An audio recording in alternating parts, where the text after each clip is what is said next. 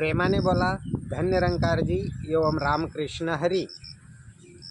या माझ्या भाविक सज्जनानो, या माझ्या हरीचा लाडक्यानो, तुम्ही जर माझ्या चॅनलवरती नवीन असाल तर जरूर सबस्क्राईब करा, लाईक करा आणि शेअरसुद्धा करा.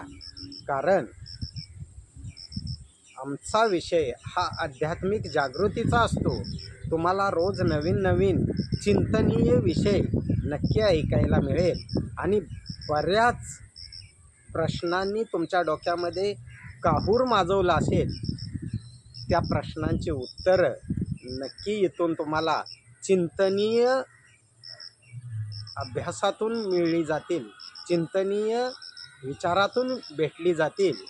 म्हणून चॅनलवरती नवीन असाल तर सबस्क्राईब करा, लाईक करा आणि शेअरसुद्धा करा.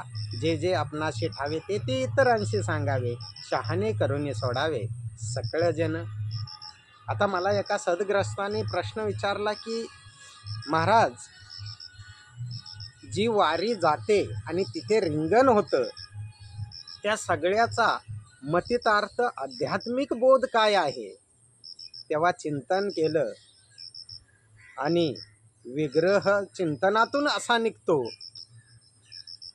की लोक इथपर्यंत येऊन थांबतात की वारीचा आणि त्या दोन घोड्यांचा, म्हणजे दोन अश्व धावत असतात, त्या दोन अश्वामध्ये एक अश्व रिकामा असतो आणि दुसरा अश्व आहे त्याच्यावरती एक वारकरी पताका घेऊन खरं तर बसलेला असतो आणि ते रिंगणामध्ये असे धावतात. मग याचा आध्यात्मिक बोध काय आहे? आता आम्ही इथपर्यंत येऊन थांबतो की त्या रिकाम्या घोड्यावरती वारकरी संप्रदायाचा राजा वैष्णवराज श्रीमंत ज्ञानेश्वर माऊली आणि वारकरी संप्रदायाचा कळस जगतवंदे जगद्गुरू जगतमान्य देहनिवासी संत शिरोमणी तुकोबाराय, हे दोघे अदृश्यपणानं त्या रिकाम्या घोड्यावरती असतात. इथपर्यंत आमचं ठीक आहे, पण ते रिंगणच का? आम्ही कधी चिंतन केलंय? आणि माऊलींनाच वारकरी घेऊन, तुकोबारायांनाच घेऊन त्या देवापर्यंत, भगवंतापर्यंत का जातात? आध्यात्मिक बोध काय आहे त्याच्यातून? कधी चिंतन केलंय?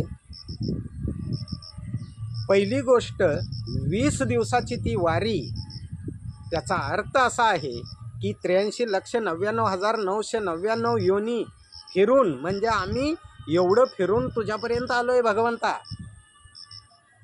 तुझ्यापर्यंत आलेलो आहे. आणि नुसतं आलेलो नाही आहे, जर आलोय तर तू दिलेला संपूर्ण अधिकार ज्या राजाला आहे, त्या राजाला, म्हणजे वारकरी संप्रदायाचा राजा वैष्णवराज श्रीमंत ज्ञानेश्वर माऊली यांना आणि या वारकरी संप्रदायाचा कळस असणारे तुकोबाराय, या दोघे जणांना आम्ही घेऊन आलोय. आम्ही रिकामे आलो नाही आहे. वारकरी संप्रदायाचा राजा आणि त्या राजाला घेऊन आलोय. आणि इथपर्यंत आल्यानंतर आमची इच्छा एवढीच आहे बाबा, त्या रिंगण, याचा अर्थ असा आहे की पुन्हा आम्हाला त्या फेऱ्यामध्ये अडकायचं नाही आहे, जन्म मरणाच्या फेऱ्यामध्ये अडकायचं नाही आहे. पुनरपि जननम पुनरपि मरणम पुनरपि जननी जठरे शयनम, या फेऱ्यामध्ये अडकायचं नाही आहे.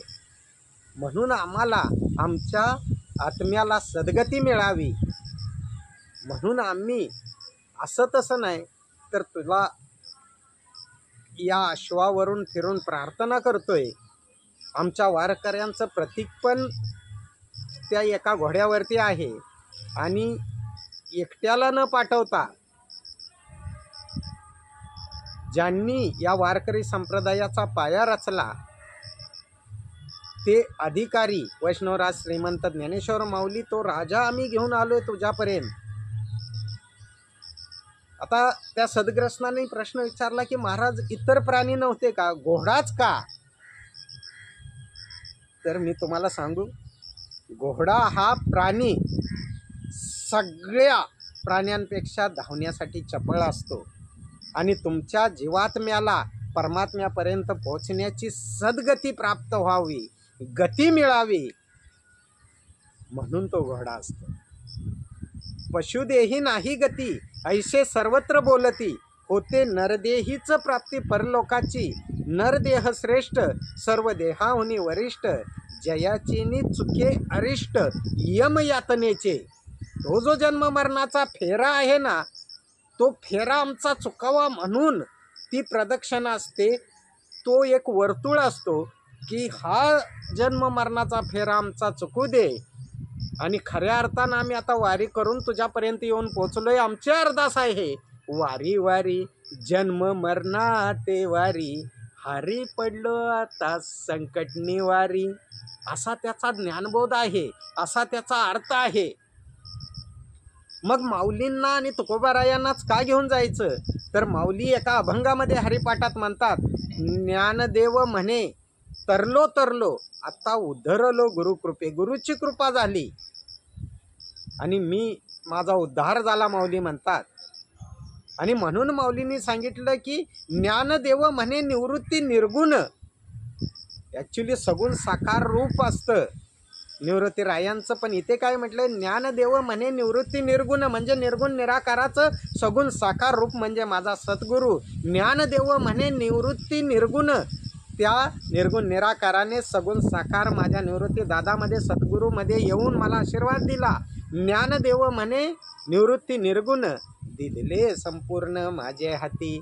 माझ्या हातामध्ये, माझ्या ताब्यामध्ये मला तो अधिकार दिला, आणि संपूर्ण परमात्मा तर दिलाच दिला, नव्हे तर संपूर्ण अधिकार सुद्धा वारीचा दिला. म्हणून म्हटलं, ज्ञानदेवे रचिला पाया, उभारिले देवालया, तुका झालाशी कळस. म्हणून त्या रिकाम्या घोड्यावरती, अश्वावरती तुकोबाराय आणि वैष्णवराज श्रीमंत ज्ञानेश्वर माऊली विराजमान असतात. आणि घोड्यावरूनच का, तर आपल्या जीवाला खरं तर पटकन गती मिळावी, आणि गतीचं प्रतीक हा अश्व असतो, घोडा असतो. म्हणून खऱ्या अर्थानं ते जन्म मरणाचं रिंगण चुकावं, ही अरदास, ही प्रार्थना, ही विनंती त्या हरीकडे असते. कारण हरी ते रिंगण पाहत असतो. कारण हरी या शब्दाचा अर्थच असा की प्रत्येक क्षणाला, प्रत्येक ठिकाणी समोर ह म्हणजे हजर असणारा, आणि री म्हणजे कुठेही रिकामा नसणारा, रिता नसणारा. म्हणून या माझ्या भाविक सज्जनानो, या माझ्या हरीच्या लाडक्यानो, आज जगामध्ये समयाचे सद्गुरू, वर्तमान समयाच्या सद्गुरू माता सुदीक्षाजी महाराज अर्थात निरंकारी माताजी, तोच तर प्रसाद देण्याचा प्रयत्न करतायत की प्र म्हणजे प्रत्यक्ष, सा म्हणजे साक्षात, आणि द म्हणजे त्या हरीचं दर्शन करून देण्याचं महान कार्य करतायत. तुम्हाला माहिती असेल की वारी जशी जशी पुढे जात होती, तशी तशी वारकरी संप्रदायाचे महात्मा पुढे गेल्यानंतर निरंकारी जगतातले किंवा निरंकारी मिशनचे अनुयायी सेवादल पाठीमागे कचरा काढत होते. त्याचा सुद्धा एक आध्यात्मिक बोध आहे की निरंकारी मिशनचा संदेश आहे की कचरा अंदर हो या बाहेर हो, दोन्ही हानिकारक होते है. आतमध्ये राग, द्वेष, मोह, मत्सर, अहंकार, षड्रिपू विकारांचा कचरा खरं तर ते सेवादल साईडला करत होते. आणि बाहेर प्रेझेंटेशन ही महत्त्वाचं आहे, आणि इंटेन्शन ही महत्त्वाचं आहे. दुकानाच्या बाहेर चांगल्या चांगल्या वस्तू लावलेल्या आहेत, पण दुकानातच माल नसेल तर काय फायदा. तद्वतच तुम्ही बाहेरूनही स्वच्छ राहा, आतूनही स्वच्छ राहा, हाच संदेश देत खरं तर वारकरी पुढे चालले होते. आणि पाठीमागे निरंकारी मिशनचे सेवादल कचरा साफ करत होते, आणि त्यातून एक ज्ञानाचा बोध पण देत होते की कचरा अंदर हो या बाहेर हो, दोन्ही हानिकारक होते है. म्हणून या माझ्या भाविक सज्जनानो, या माझ्या हरीच्या लाडक्यानो, या श्रद्धेचा नमस्कार करा, आणि खऱ्या अर्थानं आपला यहलोक आणि परलोक सुखी आणि सुहेला करा. बाबांनी प्रेमाने बोला, धन्य निरंकारजी. एवम राम कृष्ण हरी.